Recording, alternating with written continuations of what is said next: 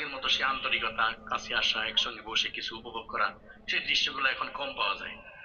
তো আমরা যারা 90 দশকে জন্মগ্রহণ করছি, যখন এই মোবাইল, স্যাটেলাইট, ইন্টারনেট কিছু আসে নাই, তখন টেলিভিশনে এত ছিল না। ওই পুরা পাড়া ঘুরে একটা বাড়ির টেলিভিশন পাওয়া যেত। আমরা শুক্রবারে সব পোলাপানি এইভাবে যাই উঠানে বসতাম, তাই না? বৈশা আলিফ লাইলা জিন্দাবাদ দেখতাম। তা তখন একটা আনন্দ ছিল যে তখন টেলিভিশনে যা হয়তো পরিবারের সবাই একসঙ্গে বসে উপভোগ করা যেত। আর টেলিভিশনের চ্যানেল ছিল মাত্র একটা, বিটিভি, তাও ছিল সাদা কালো। তাও একটু পরপর ঝিরঝির করতে একজন আবার বাসের আগে উঠে নাড়াচাড়া করে আবার ঠিক করা লাগতো। যখনই টেলিভিশন গুলা রঙিন হইলো, চ্যানেল গুলা ছড়াই গেল, বহিরাগত চ্যানেল গুলো আমাদের দেশে আসা শুরু করলো, আস্তে আস্তে অশ্লীলতাও প্রবেশ শুরু করলো, ঠিক কিনা? এখন টেলিভিশনের এমন একটা পরিস্থিতি, পরিবারের সবাই একসঙ্গে এইভাবে টেলিভিশনের সামনে বসা যায় না, তাই না? আগে আমরা পাড়ার সবাই, পরিবারের সবাই একসঙ্গে বসে আলিফ লাইলা জিন্দাবাদ এগুলো দেখতাম, মনে আছে না? যাই হোক, এখন আর সেই আনন্দগুলো নাই।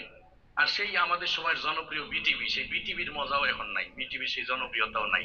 এখন বিটিভি হয়ে গেছে বাধা বিটিভি। কারণ দেশে কি হইলো না হইলো এটা নিয়ে বিটিভির কোনো নিউজ নাই। দেশ কি পানির তলে তলাই গেল, নাকি আগুনে পুড়ে গেল, নাকি দ্রব্যমূল্য আকাশচুম্বী হয়ে গেল, এটা নিয়ে বিটিভির কোনো নিউজ নাই। বিটিভির ঘুরে ফিরে একটাই নিউজ, যে দিনাজপুরে একজন যুবক বাতাবি লেবুর বাম্পার ফলনকারী স্বাবলম্বী হয়ে গেছে। এই হলো বিটিভি। আর ওই যে অন্যান্য চ্যানেলে যা দেখায় কোনোটা শিক্ষণীয় না। এই যে আমাদের দেশের চ্যানেলগুলোতে যে টক শো গুলা হয়, আজ পর্যন্ত কোনো টক শোতে কোনো ফাইসাল হয়েছে? রাজনৈতিক দলের দুই নেতারা আইনে বসায় দেয় যে আপনারা ঝগড়া করেন, এটাই টক শো। 1 ঘন্টা ঝগড়া করার পর যখন দুইজন নেতাই উত্তেজিত হয়ে যায়, তখন উপস্থাপক বলে যে আজকের মতো অনুষ্ঠান এখানে শেষ হলো, বাকিটা দেখবেন আগামীকাল। এই হলো টক শো। রান্না বান্না যে দেখায়, রুচিসম্মত কিছু রান্না শিখেলে তাও কাজ হয়। ওই যে কেকা ফিরদৌসের নামে এক মাতারি আছে না, কি দিয়ে যে কি রান্ধে, মুরগির পিছন দিয়ে লুডুস হয়ে দেয়, এই দেখলেই বমি আসে। তো আগের মতো সেই শিক্ষণীয় অনুষ্ঠানগুলো নাই। একজন ভদ্রলোক অনেকদিন পর রিমোট নিয়ে বসছে, দেখি টেলিভিশনে কি হয়। তো সে টেলিভিশনের সামনে বসে দেখে যে কোনো চ্যানেলের অনুষ্ঠান তার ভালো লাগে না। কোনোটাই খেলাধুলা, কোনোটাই টক শো, কোনোটাই গান বাজনা, কোনোটাই সিনেমা। সে ওই 2-3 সেকেন্ড দেখে আর চ্যানেল পরিবর্তন করে।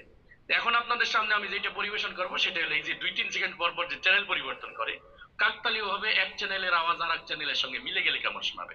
সবাই একটু মনোযোগ দিয়ে শুনবেন, কারণ হুট করে কথা এক জায়গা থেকে আরেক জায়গায় চলে যাবে, বুঝবেন যে চ্যানেল পাল্টানো হয়েছে, ঠিক আছে? তো টেলিভিশন অন করবো। টেলিভিশন অন করার পর শুরু হলো সকাল 7টা 30 মিনিটে শুধুমাত্র দৈনিক গেরাকল পত্রিকার বরাত দিয়ে অনুষ্ঠানের প্রধান অতিথি তার বক্তব্যে আরো বলেন, ওয়ানজি ফ্যাঁকো চোপা কাঁচি চোপা কাঁচি ও মালে।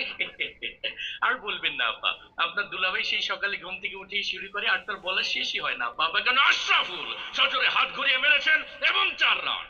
মৃদা ভাই, আপনি জানেন এই সেই আশরাফুল যাকে নিয়ে গর্ব করেন বাংলাদেশ দলের coach mister Bush. Mister Bush Amjad রশে আরো বলেন, আফগানিস্তান থেকে সৈন্য প্রত্যাহার করার সময় এখনো হয়নি, প্রয়োজনে আরো বিপুল